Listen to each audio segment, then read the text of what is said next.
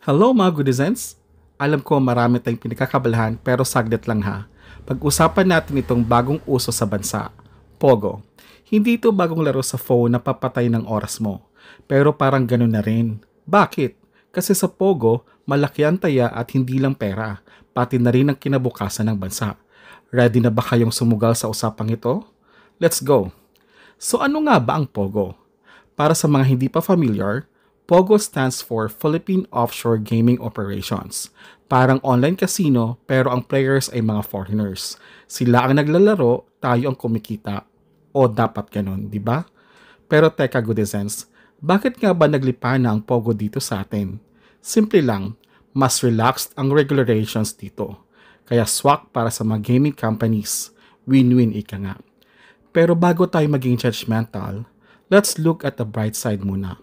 Pogo has brought in jobs, and more jobs. Kung ikaw ay isang call center agent, accountant, or even a construction worker, may chance na nakinabang ka na rin sa Pogo. Boom! Isipin niyo mga goodizens, ilang libong Pinoy na ang nabigyan ng trabaho dahil dito. Eh di wow, right? Dagdag pa ang mga investments sa real estate, mga bagong buildings at condo units na naglipa ng parang kabute, bawat kanto meron. At syempre, ang ating gobyerno ay hindi nagpapahuli. Taxes, my friends. Pogo has been a major contributor to our tax revenues. Bilyon-bilyon ang napupunta sa kaban ng bayan na magagamit sana para sa mga proyekto, social services at iba pa. Parang instant cash flow para sa ating gobyerno. Kaya marami nagkaka-interest na palakasin pa ang industriya. Pero mga goodizens, hindi lahat ng kumikinang ay gold. Kasama sa Pogo package ang mga issue tulad ng crime, kidnapping at illegal activities.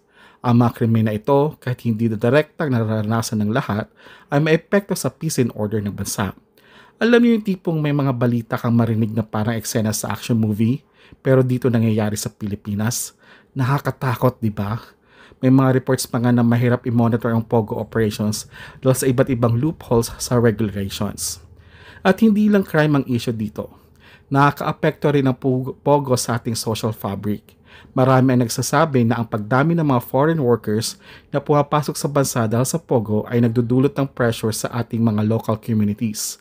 Mula sa mataas na renta ng mga apartment hanggang sa mga pagbabago sa kultura at seguridad sa mga neighborhood. Ramdam na ramdam ng ilan ang impact.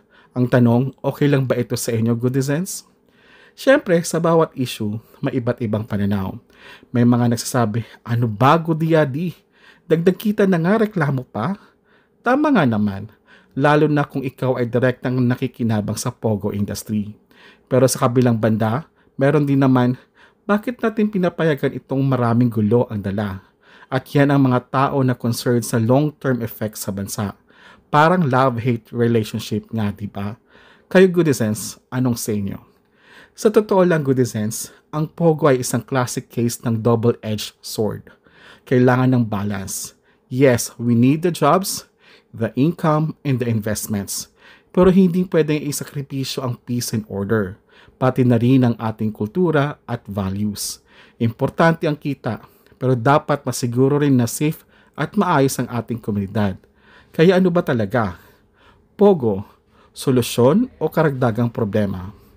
Salamat mga goodizens sa pagtutok. Malinaw na ang Pogo ay isang complex issues na dapat nating pag-isipan ng mabuti. Anong inyong opinyon? Share nyo naman sa comments. At para sa mga bagong updates, kwentuhan at usapang malalim, pero hindi boring, promise! Don't forget to follow, subscribe, at i-share ang video na ito. Together, let's keep the conversation going. Kita-kits tayo ulit sa susunod na episode, goodizens. Stay informed, stay safe, at syempre, stay goody. Bye!